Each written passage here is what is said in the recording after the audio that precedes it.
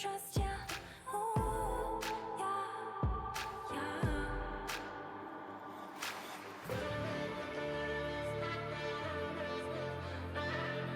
I don't know what you're saying, but you're talking so loud.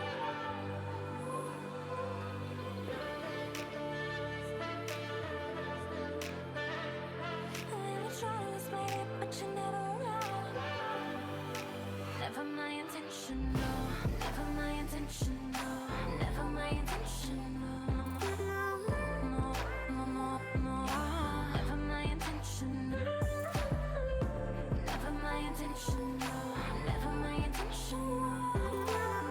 No, no, no, yeah. Never my intention. Never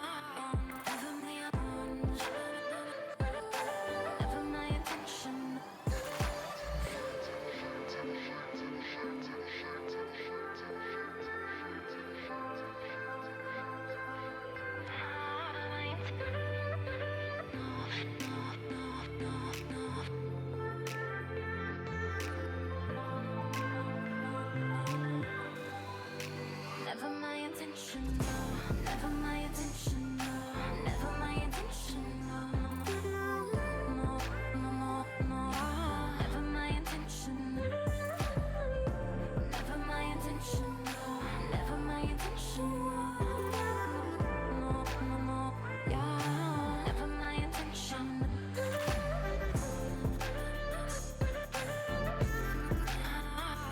Never my intention. Never my intention.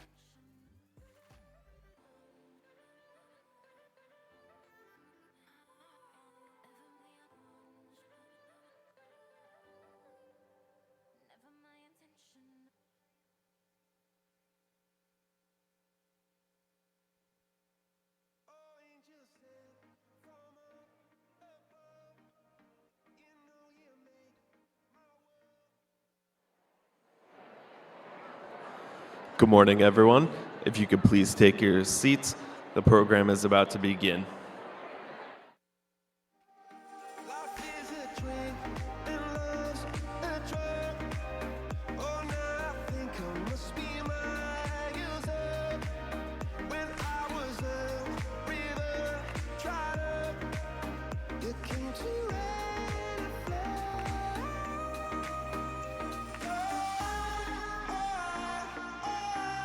Got me feeling drunk and high, so high, so high. Oh,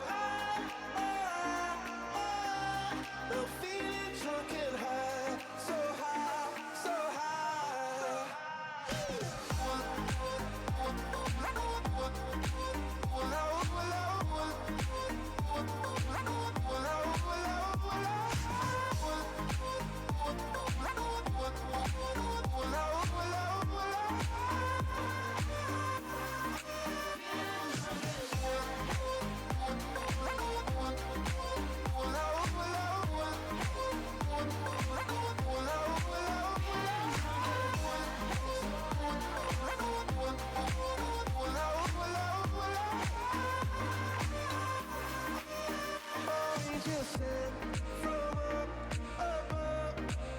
I feel you coursing through my blood.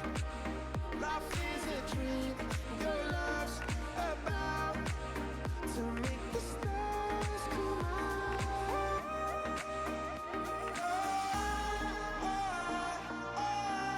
Got me feeling drunk and high, so high, so high. Oh,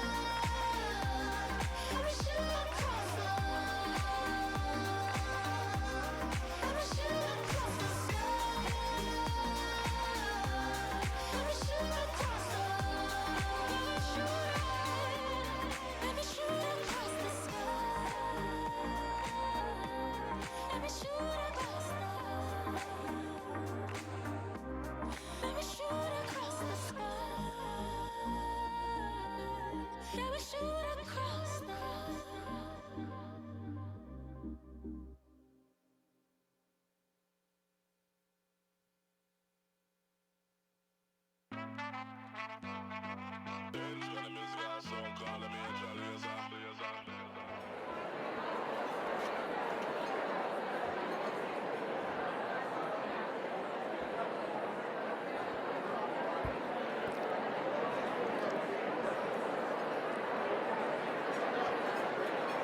Good afternoon, everyone, and welcome to the 2022 live, in color, in-person Pinnacle Awards. I'm Lisa Hughes from WBZ TV and a hashtag BozBizWoman, and I am so happy to be back. There is an energy in this room today. We haven't been together in 2 years, and it feels so good. I was just saying to someone, it feels like a reunion. This event was brought to you by the Women's Network of the Greater Boston Chamber of Commerce. And every year I look forward to this because of the celebration that it is. But it is truly special to be here this year, realizing how much we missed one another and the celebration of great women in Boston. And we come together today to celebrate their accomplishments and their contributions. It feels amazing to be in this room, but even just coming in through the hallway and hearing the buzz of all the dynamic women and more than a few really great men who are here today to celebrate with us and to celebrate the accomplishments and the contributions these women make to our region. So we can also get the same buzz going on social media, which we've done in the past. We should definitely do it again. Make sure that you use the hashtag Pinnacle Awards if you post something on social media and tag @BostonChamber, and that way you'll get your post retweeted. And someone out there who isn't with us today but can feel the energy coming through on these tweets is going to be with us next year and a part of this celebration. As wonderful as it is that we're all here together, I think we're also mindful that a half a world away, there are millions of people who can't be together peacefully right now.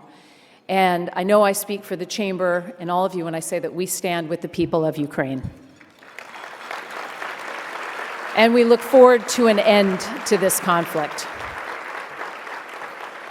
This year, we celebrate incredible honorees, as we do every year, who have shown an outstanding commitment to Greater Boston. Their words of wisdom will inspire us and remind us just how fortunate we are to live in this great community. We're going to begin the awards presentation in just a few minutes, but we want to remind you that this is a working lunch, so enjoy this delicious meal in front of you in this beautiful setting. And we are here today at the Omni Boston Hotel in the Seaport. And before anything else, let us give a big round of applause to the men and women who work for the Omni, who have made this possible and who are serving us today. Thank you so much.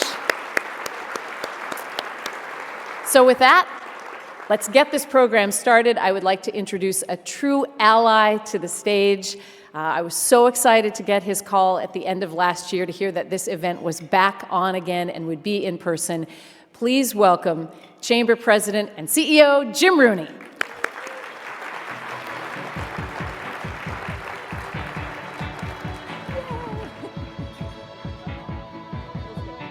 Thank you, sure does. Well, we're back. Good afternoon. Thank you for that kind introduction, Lisa. We're always grateful to have Lisa here for this special event. Thank you for bringing the energy, the passion again this year to lead our celebration of Greater Boston. And congratulations to the 2022 Pinnacle honorees. We're so proud and fortunate to have you leading in our community. This is our 28th year of the Pinnacle Awards, and year after year, we continue to be inspired by the professional journeys of our honorees. This program would not be possible without some real champions from Boston business community, though. Please join me in thanking today's sponsors, all of you long-running partners of this celebration. Please thank you to Blue Cross Blue Shield of Massachusetts, Seyfarth Shaw, and the TJX companies for your partnership.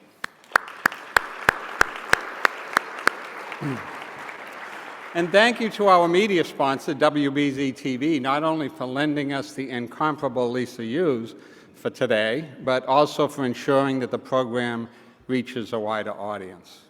Thank you to Lisa Matthews and Morgan Stanley for sponsoring our past Pinnacle honoree tables. And let's have a big round of applause for the past honorees. Please stand if you've received a Pinnacle Award.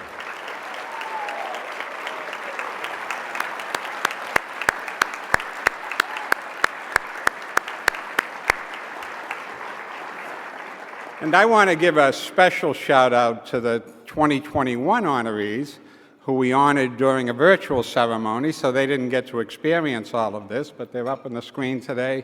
So let's give them the round of applause they missed last year.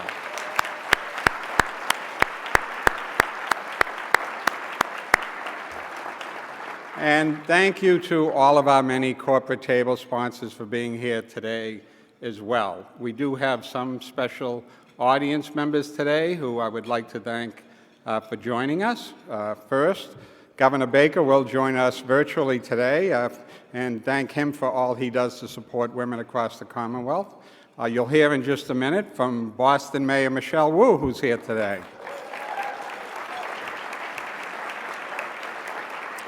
As well as I know somewhere in the middle of the room is Salem Mayor Kim Driscoll. Welcome, Mayor Driscoll. And I want to give a big welcome to our Women's Network Advisory Board Chair, previous Pinnacle honoree, Susan Locanto-Penta. We're grateful for her leadership of the Women's Network and the expertise that she brings to the table. Thank you, Susan. Now, we are making a bit of at least local history here today after 2 years of virtual programs. Doesn't it feel so good? I want to thank all 700 plus of you for joining us today. It is good to look out and see you all here. The reason we continue to fill up this room year after year is not only due to the inspirational journeys and influence of our honorees, but because we have a powerhouse team at the Chamber that brings it all together. I want to thank our all-women programs team who made it possible. Celia, Danielle, Luz, Angelica, and Jessica. Give them a round of applause.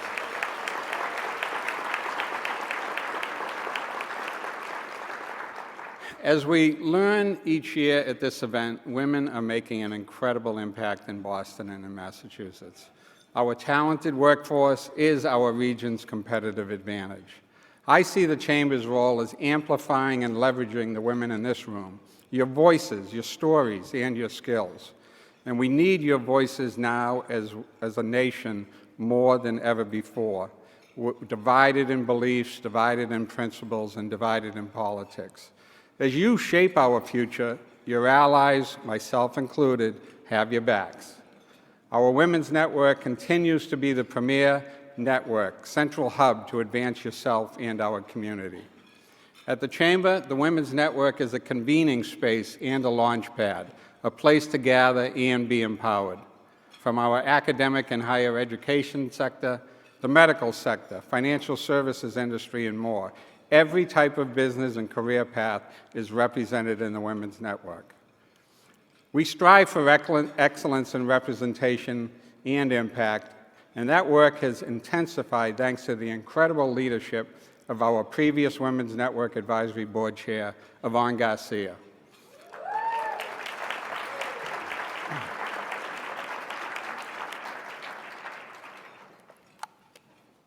Yvonne, I want to thank you for your dedication, wisdom, and thoughtful, strategic approach that you brought to continuing to build the network to what it is today. We're proud to share that under Yvonne's leadership, the Women's Network Advisory Board increased from 11% to 30%. Well done, Yvonne.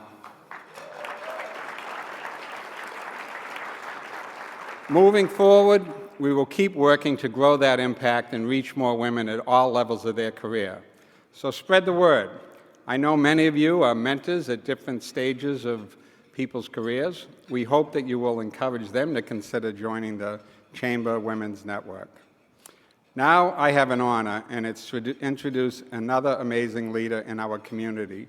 In her role as chair of the Chamber's Board of Directors, Micho has been my partner in moving the Chamber forward in service to our community. Micho is chair of Global Corporate Practice and president, New England, at Weber Shandwick, and a past Pinnacle honoree. Please welcome to the stage Micho Spring.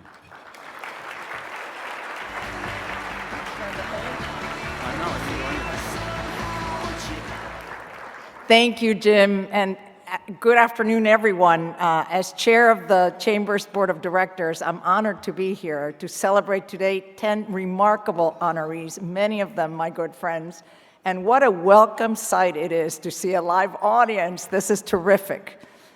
We all care deeply about leveraging the strength of the Women's Network to advance and recognize the contributions of the region's women, and this is more important than ever, given the disproportionate impact that the pandemic has had on working women. We're all aware of this. We see the positive impact of the Women's Network all around us today. And as Jim said, we continue to invest in the Women's Network to ensure that we're the leading business association in our region. But I would like to also acknowledge and celebrate the male allies in the room. Thank you. I see many of you who I know well, and I know how supportive you have been. Thank you for uplifting our women colleagues in the workplace and business community, particularly through these past 2 difficult years. We know that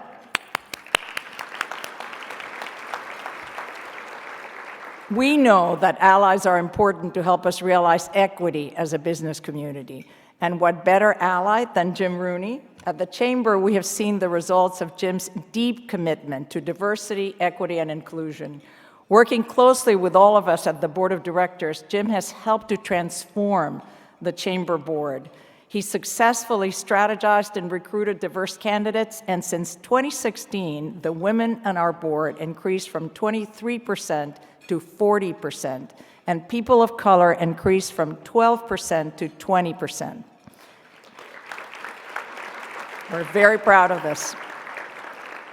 Continuing this momentum, this last year, the Chamber made public our 5-year goals to further diversify our board. We're not done yet. By 2026 or sooner, if we keep going, we will have a board of directors that's comprised of 50% women and 37% people of color. We're already making significant progress to meet this important goal, and yes, we'll take applause. I invite all of you to join us in this critical work of board diversity and to share publicly your diversity goals. This is important to keep us all accountable. Together, we can make meaningful, large-scale progress, and we can inspire more business leaders to commit to a more diverse, inclusive, and equitable economy. Our business community and our entire region need your leadership and your determination and intensity to meet this goal. Together, we're championing inclusivity and equity that will continue to transform not only our careers and our workplaces, but our region. All of you are part of this work.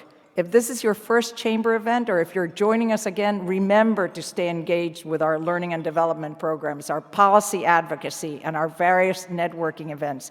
These are more important to keep us bonded together than ever in a hybrid world.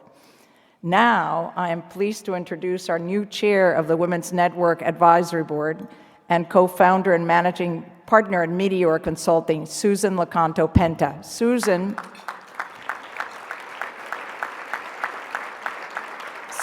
is a previous Pinnacle honoree and a fierce advocate for women-owned businesses in our region, particularly small businesses, lifting other women leaders as she climbs. The Women's Network is lucky to have her leadership and commitment. Welcome, Susan.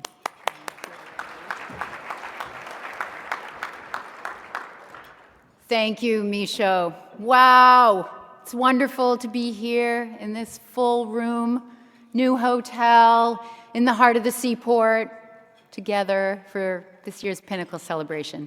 As Micho said, I am Susan Penta, and I'm proud to serve as your chair of the Women's Network Advisory Board. As Micho also mentioned, I'm an entrepreneur and a small business owner.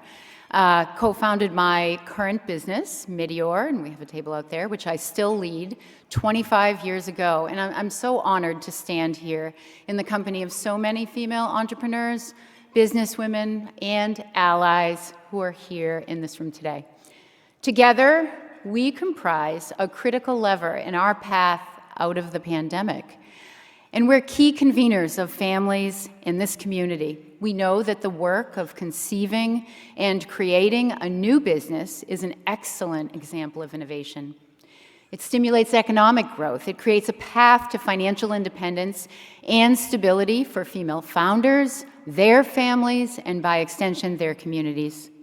I am thrilled to continue to advocate for and support the journeys of women entrepreneurs at all stages of their business, and I invite you to also champion women-owned and led businesses with special attention to minority women-owned and led businesses in your daily lives and in your purchase decisions.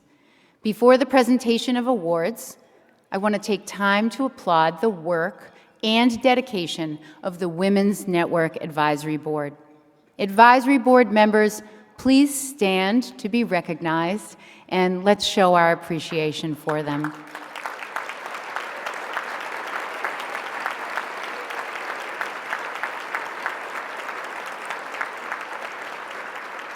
Thank you, board members, for your vision and expertise that makes our Women's Network stronger every day. Our diverse Women's Network now includes 3,000 women and allies and continues to grow in Greater Boston and across the Commonwealth. I'm so thankful that our region has an organization like our chamber working with its members to make Boston the best city in the world for female professionals at every stage and level of their careers. This includes participants in the chamber's Women's Leadership Program. Our 2021 Women's Leadership Cohort is in the room today, as well as many alumni. Would anyone who has been through or is currently in this wonderful program please stand?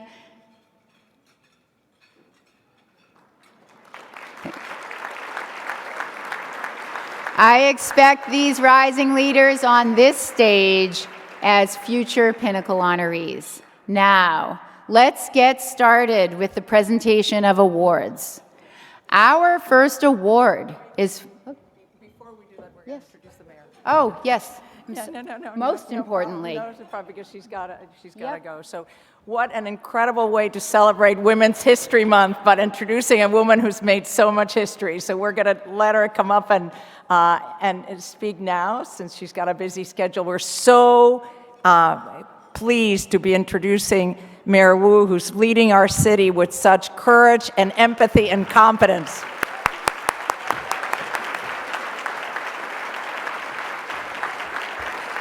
Good afternoon, everyone. I'm so sorry, Susan, to disrupt the awards program. I wanted to just stop in and say I'm so grateful to everyone here today. Thank you, Micho. It's always a joy and delight to share a table with you, an honor to share a stage with you as a longtime friend and mentor, an example of just how much our Pinnacle Award winners are giving back and opening up doors for others and all the barriers that you break down. Thank you, Jim, for all your leadership in many, many hats you have worn over the years to serve our city, and in this current role, really blazing a trail for what inclusion and diversity and championing a city for everyone looks like. So thank you for your leadership here at the Chamber. I'm so honored to also be here with Lisa. We've had some talk recently in my office, and now honored to be here with you, and thank you, Susan, for what you're doing. The topic today is so important, not only to lift up the incredible examples of leadership in our community, but to highlight just how much we still have to do. As working women, the challenges that we face are unique. In September of 2020, more than 860,000 women dropped out of the workforce. That's over 4 times more than the number of men who dropped out. A few months into the pandemic, 1 in 4 women reported considering downshifting their careers or dropping out of the workforce entirely. And a year and a half in, that number had risen to 1 in 3. Today, 2 full years after COVID first arrived in the United States, men have regained all the jobs they've lost since the pandemic began, but for women it remains a different story. 1.1 million women who left the workforce since February of 2020 have not returned. A system that creates that kind of disparity is not just, and it doesn't represent the full potential here in our community or around the country, which is why events like this one, celebrating our leaders, celebrating women, breaking down barriers, are so important.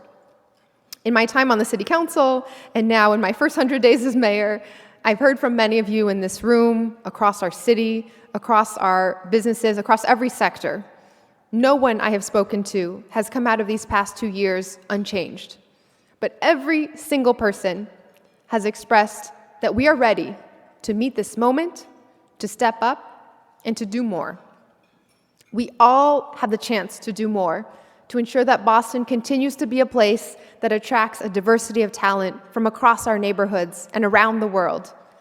To do more to ensure that doors that haven't always opened for some of us are pushed open and swing wide open for all of us. We need a just system, one grounded in the workforce and competitiveness of this region, in order to ensure an equitable recovery from this pandemic. And working women must be at the heart of that recovery. So I'm proud to honor women like today's honorees, women who are leading the way across industries and sectors in Boston, from restaurant entrepreneurship, journalism, caring for our waterfront, to advertising and architecture, arts and education, banking and healthcare. Women who are creating opportunities for all of our communities to build wealth and achieve economic security and stability. These are women who are driving an economic recovery designed not to get us back to where we were, but focused on where we need to be, who are investing just as much in tearing down barriers as they are in creating opportunities. And that's what today is about, celebrating extraordinary leaders who are doing everything possible to make Boston a place where innovators and entrepreneurs from all communities, all walks of life want to be. Investing in our communities and being intentional about involving all of our stakeholders, persevering in the face of systems designed to set not quite everyone up for success, but we're changing them. All of this compounded by a global health crisis that has taken a particularly heavy toll on working women. So I'm here to say congratulations to this year's Pinnacle Award honorees. Congratulations on this incredible honor, and thank you for the vision, grit, and commitment that got you here today. On behalf of the entire city of Boston, on behalf of working women, thank you. We are so lucky to have you as examples, leaders, trailblazers for our residents, our communities, and for the Commonwealth. Thanks, everyone.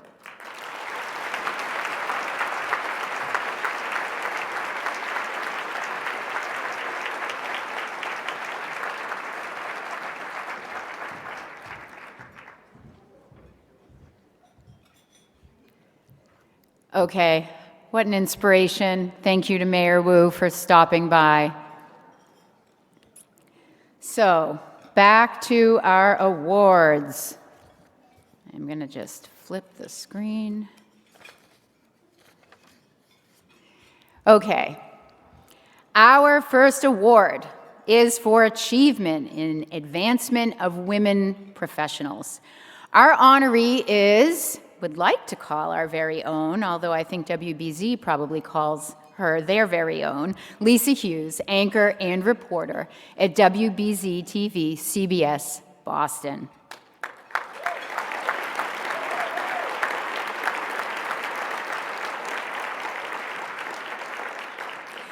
Lisa is an award-winning journalist covering major news stories throughout New England. She's a trusted voice and a familiar face to all of us. She simultaneously delivers and encompasses credibility, integrity, and empathy, and this has led her to the top of lists, including Boston's most influential people and best TV personality. And Lisa leads with action. We've seen her robust fundraising, advocacy, and volunteering for Boston charities. She serves on the board of directors of Big Sister Boston and volunteers with the Boys and Girls Clubs of Dorchester. Lisa's advice for all of us is to set your goals and chart your course, but be open to detours of opportunity. Congratulations, Lisa Hughes. There are so many wise women in this room that I feel a bit sheepish sharing advice. Is this you? I am so excited for her, I started reading her lines. Congratulations, Lisa. So she's going to repeat them in a much more compelling way.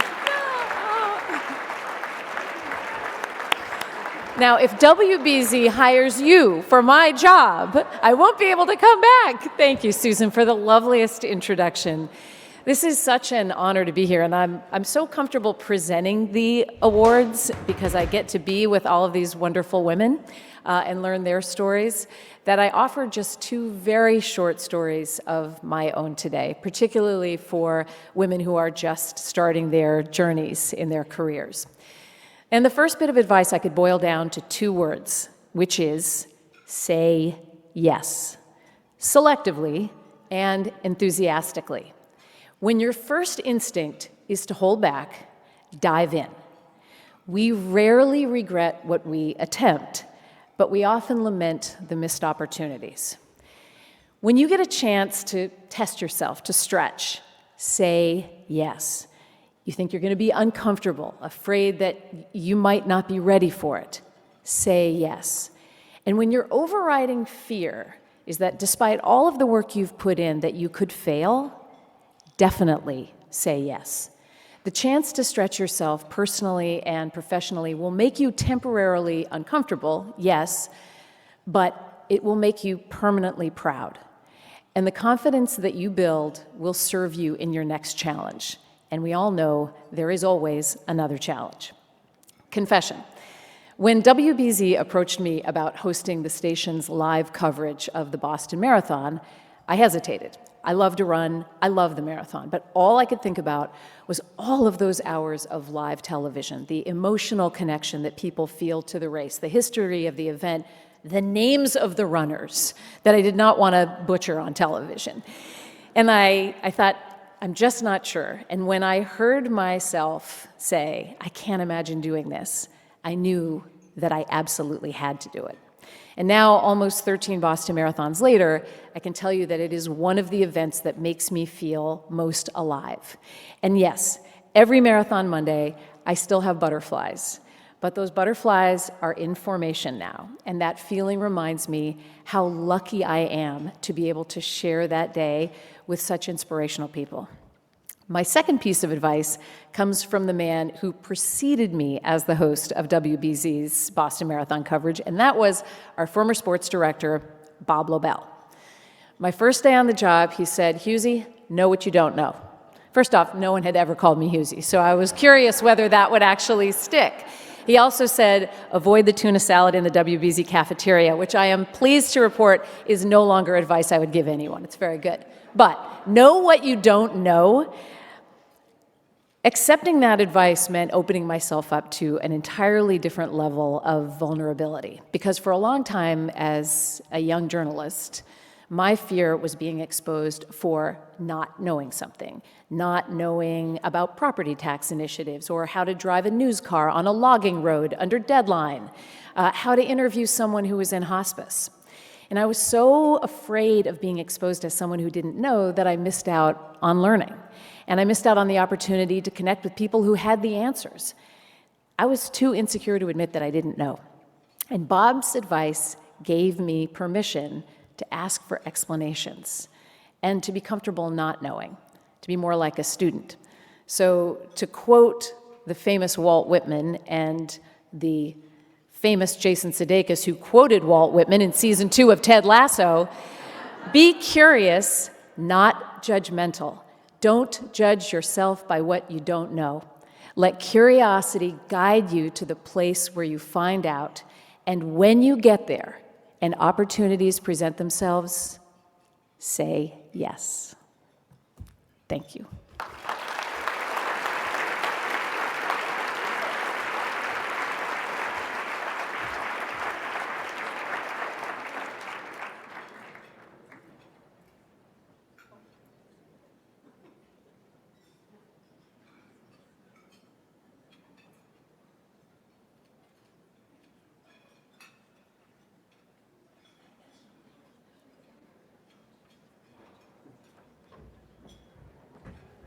I'm back.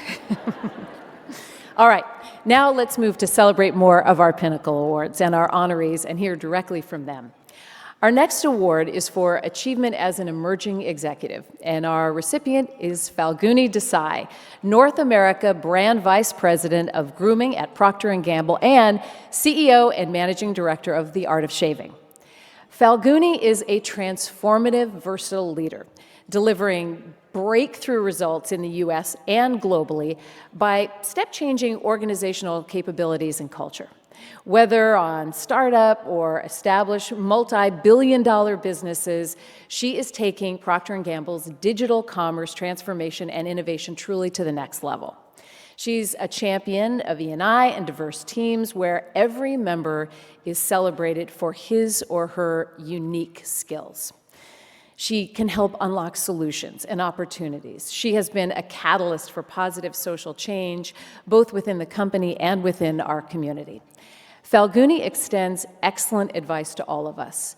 Focus on learning as much as you can and on the work that will make an impact, not just for your employer, but for your personal growth and development. Falguni, in recognition of your contributions to Boston, we are proud to present you with a 2022 Pinnacle Award.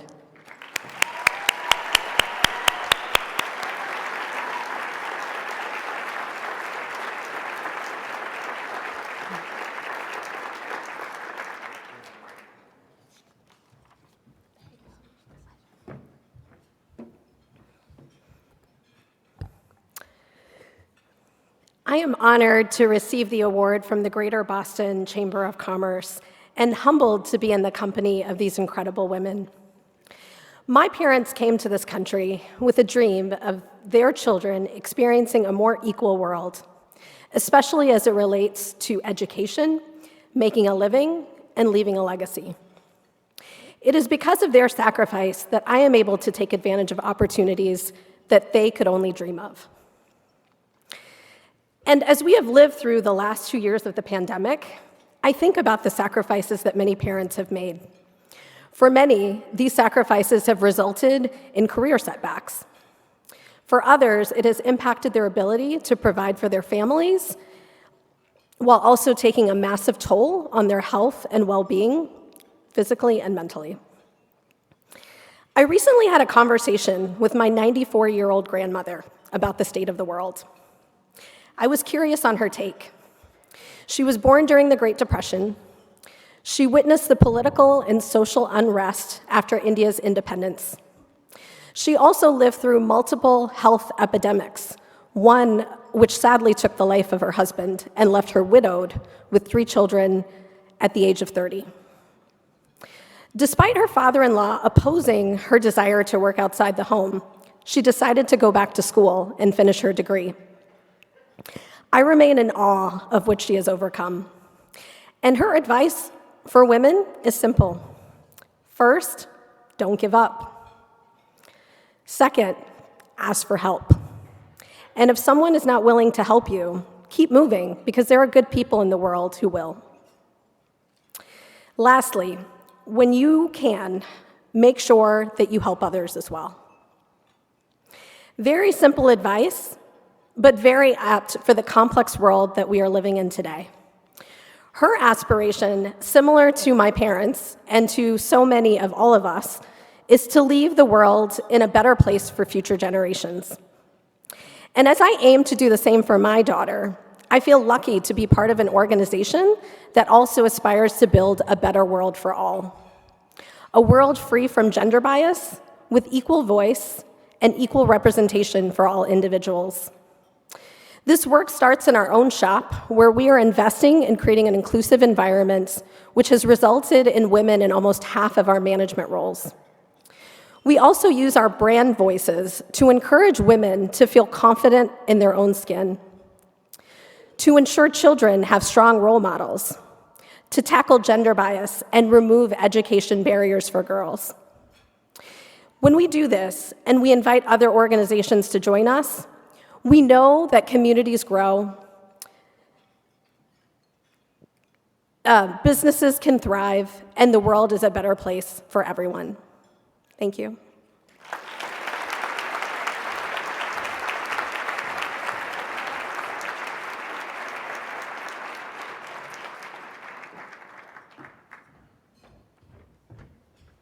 Thank you, Falguni, and congratulations again.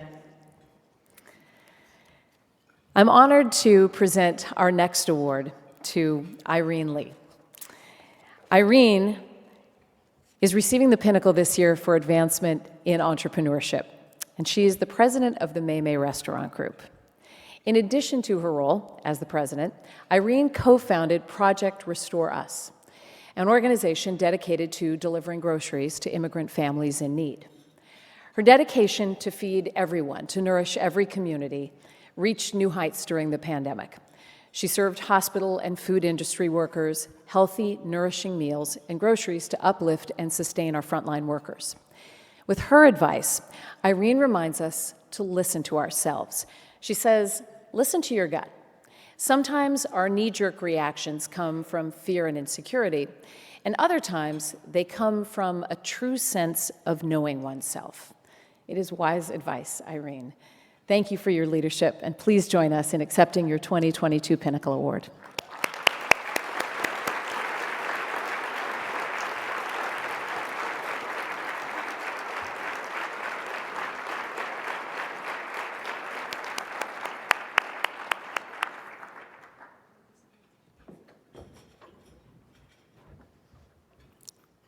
Good afternoon. It's an honor to stand up here in front of you to accept this award, which means so much to me, especially as we emerge from COVID.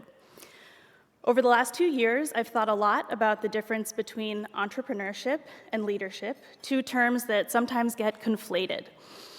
To me, entrepreneurship is about trailblazing, innovating, and maybe making some money while you're at it. Leadership is about relating, communicating, and inspiring. Many great entrepreneurs are great leaders and vice versa, and I aspire to be both. But during the pandemic, my obligations to my business and to my people often seemed diametrically opposed. Finding the right balance is a big part of what got me and my business and my team through the COVID gauntlet, not unscathed, but ready for the future. Here's how I think about that balance. When I was 16, I lived in the Green Mountains of Vermont for 6 months. In the woods, I learned the literal definition of trailblazing. A blaze is a trail marker, usually a swipe of colorful paint on a tree or a rock that shows you you're still on the right path. Trailblazing means defining the route and leaving signs for the people behind you. So that's kind of like entrepreneurship. As for leadership, when we hiked those trails, it is not an exaggeration to say that it was always yours truly, bringing up the rear, huffing and puffing. But somehow, even from the faraway front of the line, my teachers always seemed to know to slow down or pause, or even to fall back and let someone else take the lead so that they could give me a pep talk and tighten the straps on my snowshoes. So you can't blaze a trail and bring up the rear at the same time all the time. But we can be more than one thing if we find the right balance. My role models knew this well, like my father, who mentored countless female doctors at the Dana-Farber Cancer Institute for decades, and like my mother, who carried on her own medical career and then took charge of our family gracefully and fully when my dad fell ill 20 years ago. They were always home for dinner at 6 o'clock, and in the years since, my mother has taught herself mushroom farming and flower arranging. That's balance. And we have to find this balance for ourselves, for our communities, and especially in my industry, the restaurant industry. So we blaze the trail, kick open the door, break through the ceiling, whichever metaphor you prefer, and we do our best to bring our people with us. Thank you so much.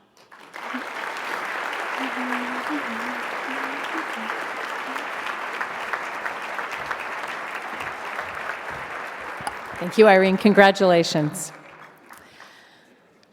The city of Boston and so many of the workers in Boston are so lucky to have you. Our next Pinnacle Award is for Achievement in Healthcare and Life Sciences.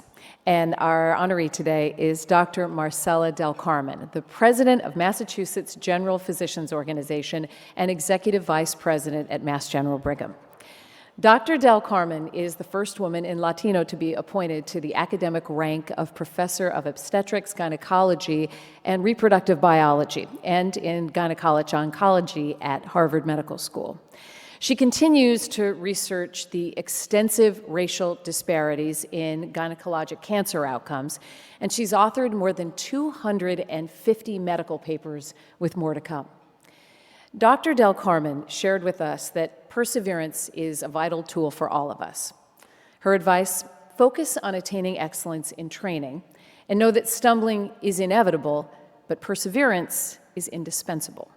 Dr. Del Carmen, we are so fortunate to have you advocating and serving the communities of Greater Boston. Congratulations on your 2022 Pinnacle Award.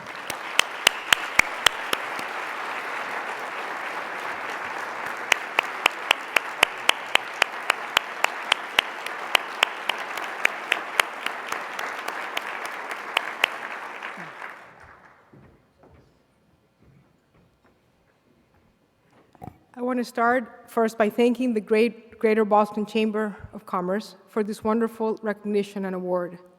As an immigrant coming to the United States from my native country of Nicaragua at the age of 10, escaping a civil war, my life has been marked by constant change and the necessity to lean on formative experiences while also embracing new ones along the way.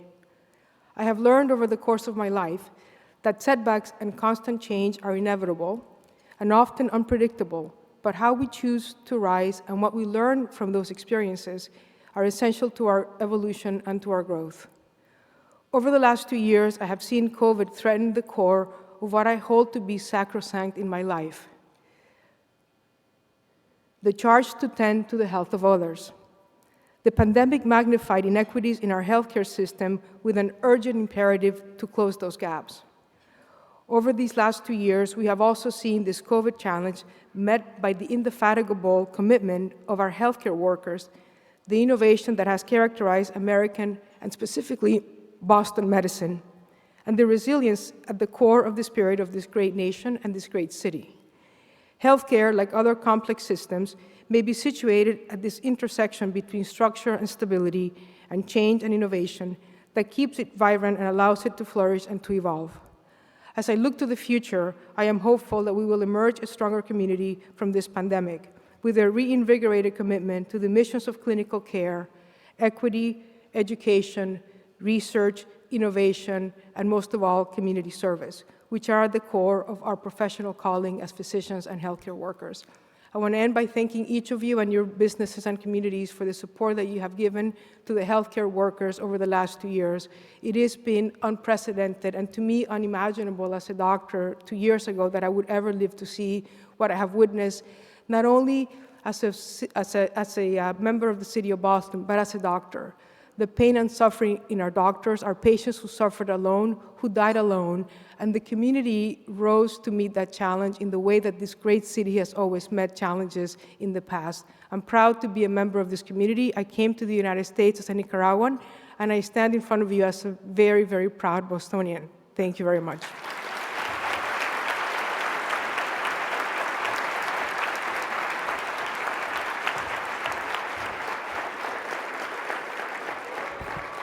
Dr. Del Carmen, thank you, and to all the health professionals who for the last 2 years have done absolutely heroic work.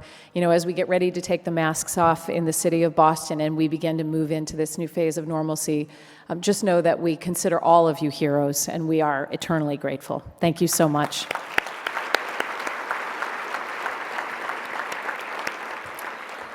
Our next Pinnacle Award is for Achievement in the Arts and Education, and our recipient is Carol Charnow, President and CEO of the Boston Children's Museum.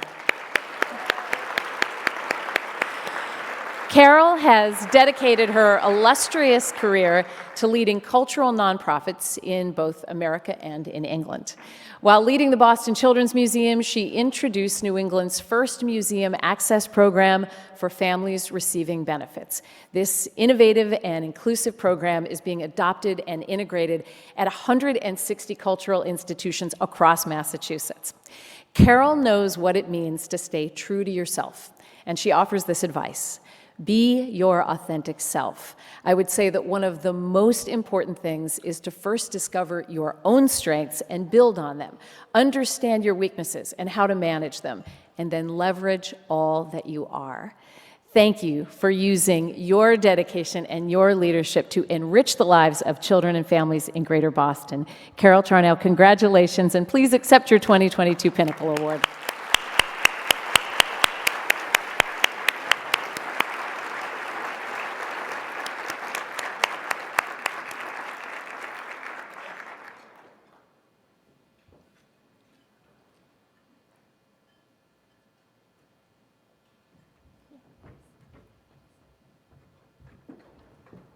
This is as near as I'll ever get to an Oscar. So I'm going to really enjoy it. I'm very grateful to the Chamber for this honor, and I congratulate the remarkable women in this award cohort today. I'm also thrilled to join the truly awesome women of the Pinnacle Awards Sisterhood, especially my friend Charlene Merrill-Smith, who is out there somewhere. I can't wait to sit at your table next year. When I read that I was to impart some knowledge or advice in just 1 to 2 minutes, I immediately thought of Boston Children's Museum, where we sometimes only have a couple of minutes to engage a child's attention and communicate an important message. How do we do it? Through play. So I decided to do something a little different and very Children's Museum-like today, to honor my magnificent Children's Museum team and their extraordinary talent in communicating complex information in the most playful way. So here we go. To honor my mom and dad who love to write poems, my advice to other women in the workforce, a poem. When asked what career advice would I have to impart in just 1 to 2 minutes, where on earth would I start? My career and life have mercifully been long, but how to tell it all, what I've done right and where I've been wrong. So I decided to put my advice into a rhyme, and I'll be quick, I promise to stay on time. How have I managed these 40 years with a maximum of fun and a minimum of tears? By being lucky for a start in love, family, and friends. But that isn't how the whole story ends. I've had great, smart, and creative colleagues who've always had my back. I've learned to be resilient, stay focused, and on track, to actively listen and always keep learning, to never take for granted the respect I may be earning, to practice kindness, resilience, patience, and humility, to advocate for others and invest in my colleagues' abilities, to be positive and eager and always wear a smile, to work extremely hard and go that extra mile. But when I think of what has gotten me through my toughest climbs, my love of my family, my colleagues, and my work has stood the test of time. So love what you do, never give up, and always approach life with good cheer.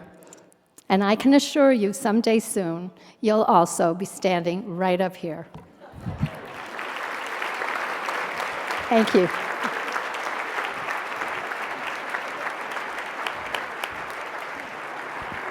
Congratulations, Carol. From one favorite institution now to another. Our next Pinnacle Award is for Advancement in Management Nonprofit. And our honoree is Vicki Spruill, President and CEO of New England Aquarium. Right, these are places we love. Vicki continues to be a leader in our region's climate resiliency. She utilizes scientific research, education, and advocacy to protect our oceans and vibrant sea life.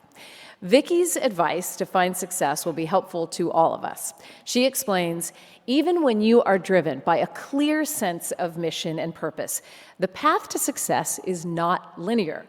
Do not say no to opportunities because they don't fit your preconceived notions.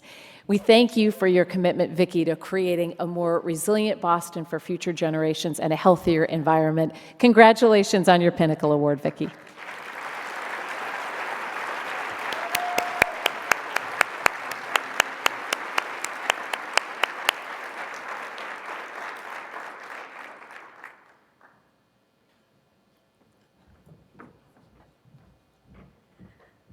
Wow, I really didn't want to follow Carol Charnow, but and she had to do a poem. So I am deeply, deeply honored and humbled by this recognition and to be standing alongside such accomplished women. I came to Boston 3.5 years ago for the incredible opportunity to lead our beloved New England Aquarium. I was driven here by a confluence of life passages and experiences. As I look back, though, I'm amazed at the interconnectedness of things, how one experience so naturally flows into the next, even when you don't see it in the moment. It's sort of the same way that the ocean ebbs and flows. I've inherited traits of tenacity, of resilience, and of passion, and have continued to build on them. My father, descended from a 17th century Boston family, he settled in Dorchester and in Braintree, something I just recently learned. So I am from Boston. He came from a long line of Kansas teachers and wheat farmers. He was an Army officer serving in Europe when he met and fell in love with my mother in Belgium. She was a fierce and opinionated woman who survived the terrible pain and loss of World War II. I will never, ever forget my mother's struggles and strengths or my father's insatiable curiosity, intellect, kindness, and humility. Their influence is with me every single day. After much travel all over the world, our family eventually settled in Florida. It's there that my love for the ocean began in earnest. I shared my desire to be a marine biologist with my high school science teacher. He told me that there wasn't a place for women in science. Well, it turned out that his flawed advice was an important catalyst to my career. It got me thinking about what I also love, framing and communicating issues so that people will care. That set me off on a very successful career in communications. But ultimately, it was that inner tug of ocean passion that led me to leading a large global ocean conservation organization and then our nation's largest philanthropic association, hoping to emphasize the importance of our environment, specifically the ocean. What I excelled at most, I think, in those situations was creating greater relevance for the work itself, and that's what I'm hoping to do at the New England Aquarium. The lesson here, though, is sometimes not getting what you thought you wanted actually works in your favor. Today, I've woven it all together at the New England Aquarium, which does it all: science, education and inspiration, advocacy and policy. The skills I've learned along the way, strategic communications, a deep understanding of how philanthropy operates, and my experience giving voice to the importance of the ocean is why I humbly stand here today. And I didn't see it along the way. I think that's maybe the other lesson. It's an incredible privilege to work with an amazing team of professionals, many of whom, by the way, are female scientists, and a very committed board of trustees. I draw inspiration every day from my wonderful family, Jeff, Caroline, and Susanna, and my sister Lisa. I look at the strength of my two amazing daughters, and I'm bolstered by them as they follow their own passions. Did I mention that they both work in environmental conservation? To the young women here today, my advice is this: believe in and cultivate your natural talents. Don't fight it. Find your passion and follow it, and above all else, be relentless, tenacious, and never give up, just like those ocean web ebbs and flows. Thank you.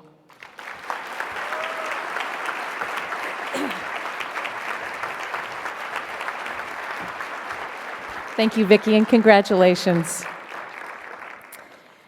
We are excited now to present the Pinnacle Award for Achievement in Management Government to the Secretary of Labor of the Commonwealth of Massachusetts, Rosalind Acosta. And we have a special guest, Governor Baker, who will introduce and congratulate Secretary Acosta with a video message. Lisa, I want to thank you for that kind introduction, and for those of you who weren't paying attention, I'm Massachusetts Governor Charlie Baker, and I'm honored to be with you virtually, prefer to be in person, we know how that is, today to celebrate the Chamber's 2022 Pinnacle Award winners. The Pinnacle Awards and the incredible women they celebrate are a source of constant inspiration, and I'm thrilled to have the opportunity to congratulate these deserving honorees. I want to thank you all for your incredible contributions to the business community and to the communities in which you work and live throughout this Commonwealth. We're fortunate to have your extraordinary leadership and resilience, especially during these challenging past 2 years. One person who exemplifies these qualities is my colleague, Labor and Workforce Development Secretary Rosalind Acosta. Now, first of all, to the Greater Boston Chamber of Commerce, I would say congratulations on selecting Secretary Acosta for this recognition. The only thing I would say is it's better late than never. She probably could have been on your list before now. But I have to say that over the course of the past couple years, she in particular and the people on her team have been enormously tested by COVID and have delivered time and time again. Let's just take, for instance, the fact that they had to move $33 billion in unemployment assistance through the unemployment system that normally handles about $1 billion a year over the course of less than 2 years. It required a massive rethinking of so many things about the way they operate. There were new groups that were eligible for benefits. They were operating under federal programs. Time was of the essence. People had lost their jobs. Over 500,000 people were out of work. And they adjusted, they adapted, and they reconsidered many things about the way they operated. But the one thing they made absolutely sure was that they continued to make these resources available and the opportunity to apply for these resources available to people who were desperate to come up with a way to make sure they could put food on their table and pay their rent. It was a heck of an achievement, and it's one that Roz and her team did day after day after day, literally 7 days a week for probably the better part of 18 months. Under normal circumstances, what she spends a lot of time focused on is helping workers develop the tools they need to get jobs in today's economy and to help businesses find those workers and fill job openings so that they can be successful as well. She chairs the Workforce Skills Cabinet along with Secretary Mike Keneally from Housing and Economic Development and Jim Pizer from Education, and they work together to do a number of really important things. One of the biggest things they do is supply capital to many of the vocational and technical programs we have around Massachusetts that are in high demand so that they can maintain and upgrade their operations and provide the kind of skills training that the people who access those programs need so that they learn on the kind of equipment that they'll be using when they enter the private sector. This program has been incredibly effective at helping people both develop skills they need, but more importantly, develop them on 21st century gear so that when they walk out the door, that employer who's hiring them is hiring somebody who really does know how to actually use the equipment that they developed to make it happen. They've also done a ton of work to expand and brand our mass hire system throughout the course of the Commonwealth, and they will be a major player in helping us help the couple of 100,000 plus or minus people who haven't found their way back into the workforce, a path back into the workforce coming out of this COVID pandemic as we continue to reopen our economy and rebuild our economy. Most of you may know that before joining our administration, Secretary Acosta was a widely respected financial and banking service professional with over 30 years of experience leading Greater Boston financial institutions. Today, she continues to leverage that leadership experience and could not be more deserving of this award. I'm very proud of all the work that Secretary Acosta and her team continue to perform and deliver on, her aptitude, her vision, her understanding and appreciation for all of the people of Massachusetts has been an incredibly valuable asset to our administration. I want everybody to join me in congratulating Secretary Acosta, and by the way, again, congratulations to the Greater Boston Chamber for getting it done, and welcoming her to the virtual stage. Congratulations, Roz.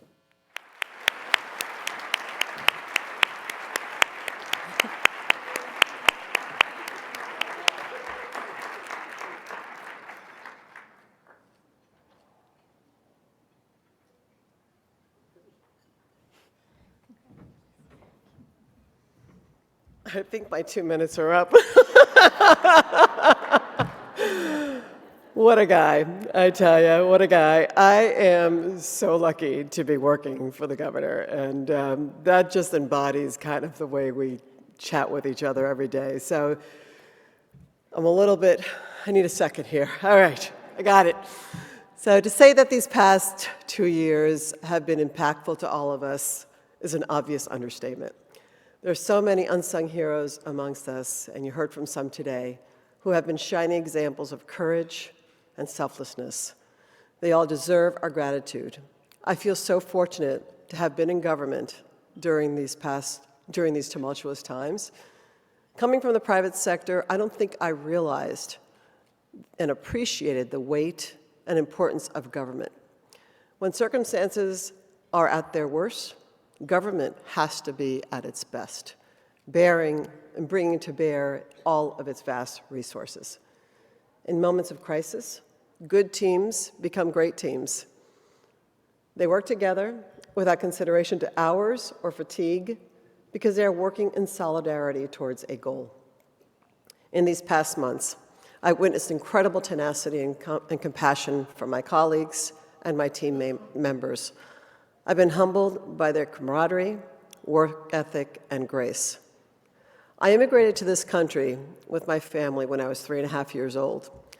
Watching my parents crush innumerable obstacles with the indefatigable force and commitment that failure was not an option.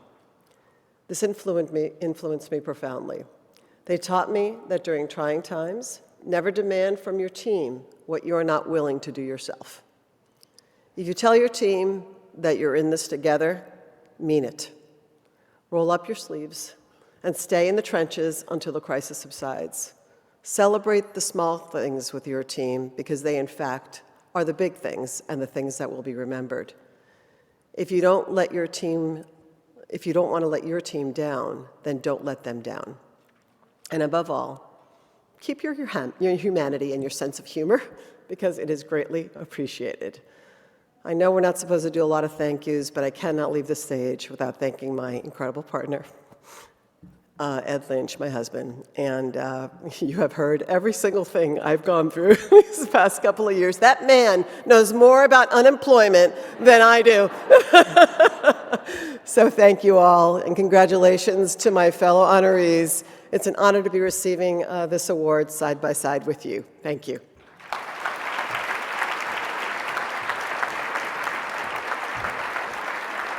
Thank you, Secretary Acosta, and congratulations.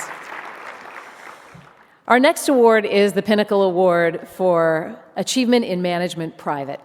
And our honoree is Roxanne Cook, Consumer Bank Regional Director and Managing Director, New England and Greater Pennsylvania region of J.P. Morgan Chase & Company. Roxanne leads strategic investments and empowering programs that support communities of color through new community banking initiatives that are grounded in equity. She's committed to using her banking expertise to close the region's racial wealth gap and eliminate economic disparities. Roxanne offers important advice for the career journey of women. I would advise young women to build their network, leverage their mentors. Don't be afraid to raise their hand to take on a stretched assignment. Always keep emergency savings and take calculated career risks.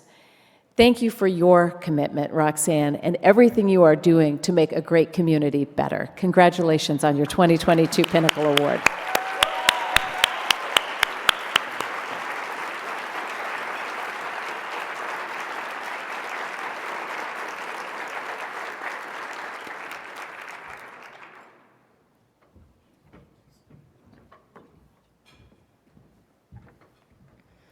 All right, good afternoon. Happy Women's History Month. Let me start by saying that. All right. So I'm thrilled to be with you here today, and I'm beyond humbled to be in the company of these extraordinary women honorees. So I read their impressive biographies, and I thought about the word pinnacle, and I'm among 700 of my closest friends. So I will say to you, I will vulnerably share that I felt a little imposter syndrome crept in. And so many of you know that high-achieving women, especially women of color, have experienced this imposter syndrome when we find ourselves being the only and the first We typically amplify, support, and celebrate others, but we hesitate to celebrate our own accomplishments. In some cases, we question whether or not we belong in the room, in the classroom, in the boardroom, in the Zoom room, in the political office, around the table, or in the conversation. I first felt this imposter syndrome when I arrived on my college campus as a first-generation college student, eager to serve as an example for my 3 younger siblings. After I arrived, a very privileged classmate who flaunted his legacy status boldly said to me that I was admitted to college based on affirmative action rather than on my academic merit. So I'm going to pause here for a second just to say I was a little feisty. I explained to this person, my classmate, how I got in, and then I asked and said to him, legacy. I wonder if legacy is a form of affirmative action. So, this imposter syndrome continued to manifest itself in the corporate setting where I earned the invitation to join meetings, but often found myself excluded from the conversation. When I proactively joined the conversation, my comments were ignored. Then these same comments were acknowledged and validated when shared by others. A lot of you know what I'm talking about. An inclusive environment is one in which you are treated as if you belong, and the compensation, promotional opportunities, access to advocates, access to sponsors, access to mentors, and opportunities for career mobility is incorporated in the culture and operating model of the company. I questioned whether or not I belonged in certain environments, but I didn't explore new opportunities in new environments because I was afraid of failing. Fear of failing is the biggest failure for women. We hesitate to raise our hands for opportunities or apply for positions because we don't check 100% of the boxes. Research shows that men apply for jobs when they meet 60% of the qualifications. Women wait, and we check the box, and we said 100%, then I'll apply. Men are chosen based on potential, while women apply and are selected based on performance. I only applied for positions when I was 100% confident that I was 100% competent. My mindset changed and my level of confidence increased after a 90-year-old customer asked me a simple question, but it was profound. He asked, "Roxanne, what is your legacy?" I couldn't answer the question that moment, but I later found the answer after self-reflecting, and reading books written by fearless women. I read The Year of Yes by Shonda Rhimes and The Moment of Lift by Melinda Gates. The Year of Yes challenged me to overcome my fear and say yes to myself and yes to opportunities. The Moment of Lift reignited my passion and advocacy for racial and equity and gender. I became fearless. I anchored on the quote, "Be fearless in the pursuit of what sets your soul on fire," and on the biblical scripture, "For God hath not given us the spirit of fear, but of power and love and of a sound mind." I wanted to make more than a living at work. I wanted to make a difference and impact through my work. And my role here at JP Morgan Chase allows me to do this. The 3 years have been really challenging, but I'll say the 3 years has been a period of extraordinary personal and professional growth and the highlight of my 3 decades in the retail banking sector. The twin pandemics of the COVID, systemic racism further exposed and exacerbated inequities and created moments of isolation when there were moments of social isolation. We had to remain, I'm incredibly proud of my JP Morgan Chase team. Many of them are here today. There are 2,000 of us, but a lot of them are here today. They had resilience. They supported each other. They are committed to moving forward together to support our customers and our communities on the path to inclusive and equitable recovery. We still have work to do, but I'm filled with optimism as I witness my team's efforts and the collaborative efforts to elevate Boston, a city that I've called home for nearly 4 decades. We're all on this journey together. In the words of Robert Frost, I have promises to keep and miles to go before I sleep. I'm filled with gratitude as I accept this Pinnacle Award. Thank you, Jim. You didn't accept no when I first said no. So thank you, Jim. Thank you, Yvonne. Thank you to the Greater Boston Chamber. My name might be engraved on this award, but my grandmother's name is also on there. My mother's name is also on there. My daughter's name is also on there, and the countless women in my team. Thank you. There's one more name on here, and it's the name of my mentor, Torrance Childs. Torrance is sitting here as my honoree today, and I could have selected anyone, but I selected Torrance. He gave me my first stretched opportunity. He validated me. He gave me that courage to raise my hands. He says, take risk, and he continues to support me on my journey for my personal and professional growth. So thank you, Torrance, for your unyielding commitment. So I'll end by saying this. My year of yes has become a lifetime of yes, and my moment of lift has become a movement of lift. I will continue to advocate for, amplify, and elevate and lift as I climb to that pinnacle, remembering my client's simple yet profound question. And I'll ask you the very same question. After hearing all you've said here today, what is your legacy? Thank you so much.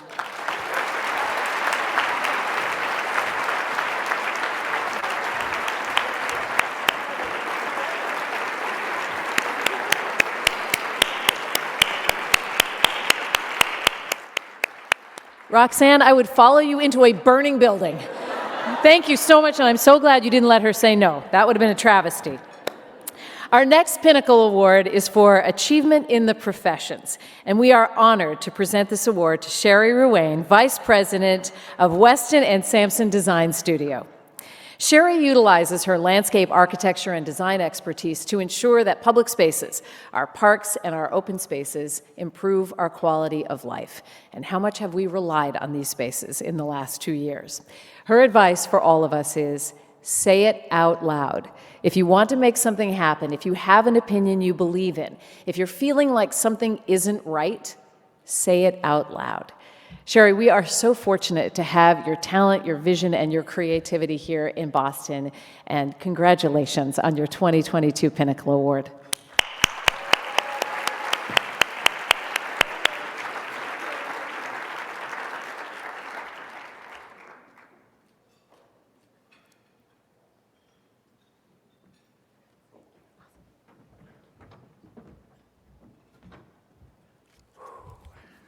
Really?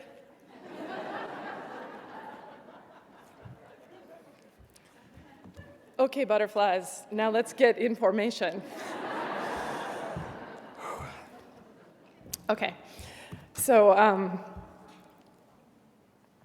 I was cleaning my office this week, as one does after not being in it for 2 years, and I came across one of my old notebooks from like 10 years ago. And between the notes from the client meetings and the doodles, I found this list of aspirations that I had for myself. And this is what it said. Leader, feminist, strong, balanced, smart, intentional, content, well-rested, and caught up on laundry. Raising good humans who are happy, healthy, safe, and kind. So I celebrated my 49th birthday for the first time on Tuesday. Thank you. It happened to be the same day that I found this notebook. So of course I had to ask, so how's it going? Are you there yet? Nope. And that's okay. I think where I am at this moment, at a pinnacle, is actually a combination of a lot of those ambitions, just in different forms. And while I may be well-rested, I am still tragically behind on the laundry. But that is enough, and that is okay. So we can work and hustle and achieve, but the truth is, where you are right now is exactly where you're supposed to be. And my 30-something self would have been so relieved to know that. So I share with you in this room, what you do with that truth is entirely and completely up to you in this moment. So embrace it and know that you are enough. Thank you.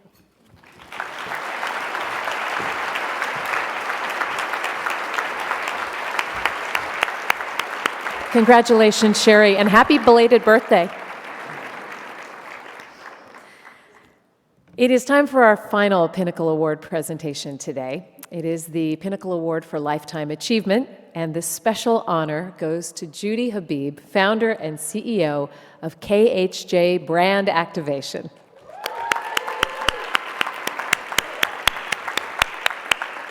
Thank you, Judy, for your work in Boston and beyond, for demonstrating the tremendous reach of Judy's leadership and talents and thoughtfulness. We have a special message from Marlo Thomas, St. Jude's National Outreach Director. It's on the screen. Working alongside Judy as a fellow warrior for St. Jude, I have witnessed firsthand her bold leadership and compassionate commitment. I can think of no one more deserving of this proud Lifetime Achievement Award, and I know a couple thousand healthy little girls and boys who will back me up. Judy, for your kindness, for your commitment to the people and businesses of Boston, for your dynamism and the way you lift up families and communities, congratulations on your 2022 Pinnacle Award for Lifetime Achievement.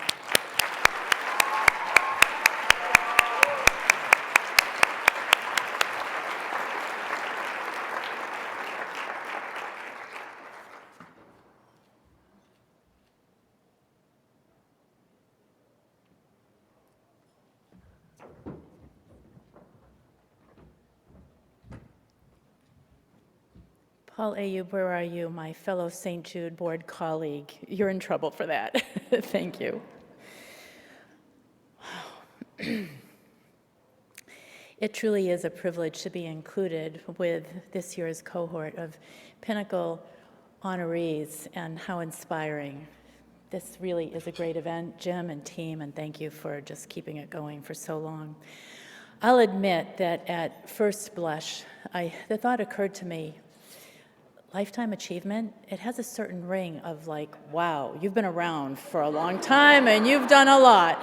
Is now when I take a bow and exit stage left? Whoops. But then I looked at some of the very outstanding women who have come before me in this category, sitting beside one of them and many in this room, Micho. And, you know, these are women who are still very much in the game and very much being an amazing contribution to our community. So I thought, okay, they're here, they're at it, I'm good, I'm not done. However, today, I am publicly announcing, for the first time, a very important completion. I'm pleased to announce that I have transitioned ownership of my beloved KHJ Brand Activation, this company I co-founded 35 years ago, originally doing business as Kelly Habib John, to 3 long-standing colleagues who are committed, talented, and chomping at the bit to take the company forward from here. I'm proud of having kept us strong through 3 recessions, 2 acquisitions, and a very long pandemic. But what I'm most proud of is the difference that we've made over the years for clients and employees alike. So here's to you guys and to the future.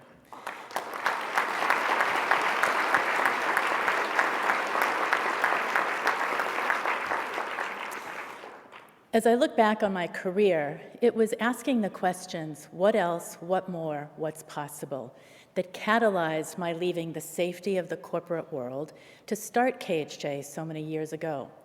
I was passionate about having the opportunity to help people and organizations see and realize what could be possible, not just for themselves, but for the world around them. And I didn't want to be constrained by anybody or anything that said what could or couldn't be done in service of that mission. So from day one, that was foundational to KHJ's whatever it takes spirit, and now with this inside sail, that torch of independent spirit has been passed. Okay, so now, what's my life about? What matters?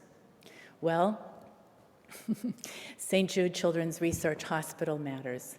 Founder Danny Thomas had a vision that no child should die in the dawn of life. He made a promise. He talked about it all the time, and he enlisted people in helping him realize that dream. My father was one of those people, and now, 60 years later, St. Jude is the quintessential example of what it is to see and realize what's possible. Being a steward of that purity of purpose and boldness of vision through my service on the board of directors is my privilege, my honor, and my duty. So what else matters? Well, I'm a both-and kind of gal, and I have always believed that the world would be better led if women were fully in the equation of leadership. And that's why I'm happy to give my time and effort as president of the International Women's Forum of Massachusetts. We are a group of women who have made it in our respective worlds and who are now making a difference by being there for each other and for the next generation of women coming up the ranks, advancing women's leadership and championing equity worldwide. That's our mission, and we're not stopping. So what else matters? Well, shortly after the start of the pandemic, I was diagnosed with breast cancer. And it was quite the year-long journey, and like any challenge, it was rich with learnings, which is easier to say now. It was a little harder to go through then. Very early on, I had a very vivid dream, a dream in which 3 words came to me, kind of like the 10 Commandments to Moses on the mountain. Those words, priorities, boundaries, and play. What did it mean? Why did these 3 words come to me so powerfully? And it has been and remains a powerful inquiry. And I'd like to share with you a little bit of an inside peek of some of what I'm looking at now. So beginning with priorities, of course, my priorities, transitioning KHJ, St. Jude, the Women's Forum, but also making my health a priority, writing the book I've been thinking about for 10 years, joining boards perhaps, more time for travel, more time for my family. I could go on. There are many. Too many? Are they really all mine? And that brings us to the next word, boundaries. So what do I have to say no to in order to say yes to what matters? It's an inquiry. And now for that final word, play. And this is my true confession. I am clueless on the topic of play. I think I need to hang out at the Children's Museum. I have been in a heads down, getting the job done mode for most of my life. So, my inquiry, what would it look like to make play a priority? And at this moment, I'm looking over at my husband, who probably as my #1 supporter would say, that's a really great thing to take on. He's been my #1 supporter through all of this lifetime achieving, and maybe now it's time for some me time and for some we time. In summary, I would propose that lifetime achievement is not an end point. There's no there. Lifetime achievement is an ongoing way of being. You know, there are days when we can be in the privilege of self-actualization and ask ourselves, what else? What more? What's possible? But you know, there are some days when we can be in the grace of self-compassion and congratulate ourselves for just making it through the day. So I would say, here's to each and every one of you, here's to all of us, because I propose that we are all lifetime achievers. Thank you.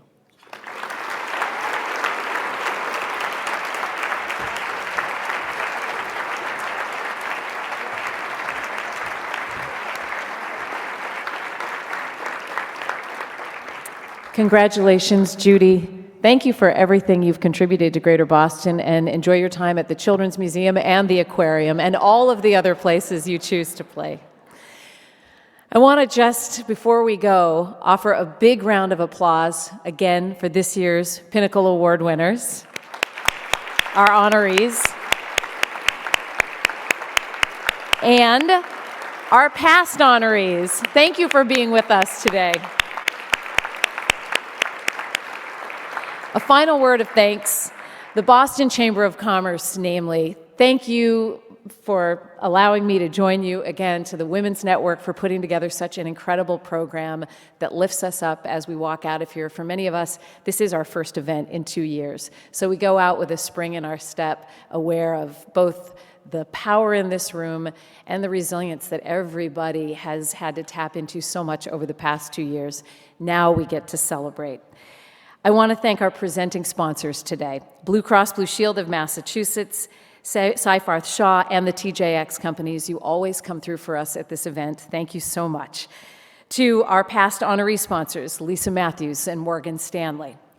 I want to thank my WBZ family at table 32 for being the media sponsor for this event and for coming today and being so supportive. To our many corporate table sponsors, to Susan, thank you, and Jim for putting together such a wonderful program and the Women's Network Advisory Board. And all of you today who at what we hope is the tail end of a dark time made this room light up. Thank you for being with us. Enjoy your afternoon and your weekend, and I'll see you at 5 o'clock.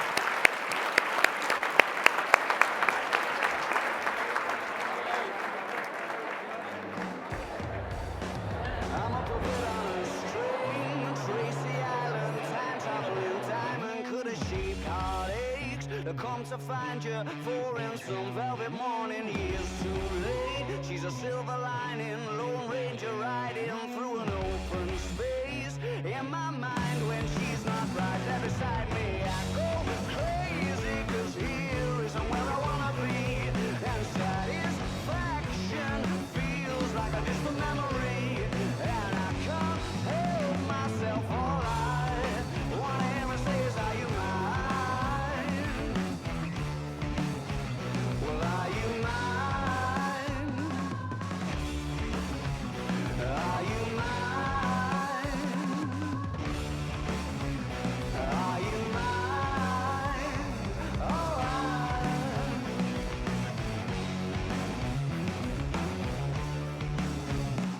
I guess what I'm trying to say is I need the deep end, keep imagining meeting wished away. Entire lifetimes unfair, we're not somewhere misbehaving for days. Great escape, lost track of time and space. She's a silver lining, climbing on my desire, and I go crazy, 'cause here isn't where I wanna be.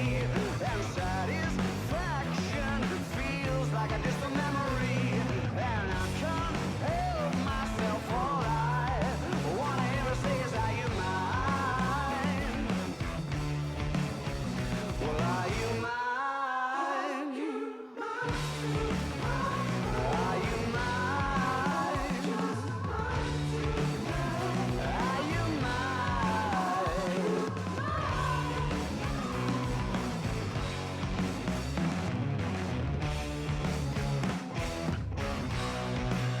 And the thrill of the chase moves in mysterious ways. So in case I'm mistaken, I just wanna hear you say you got me, baby. Are you mine?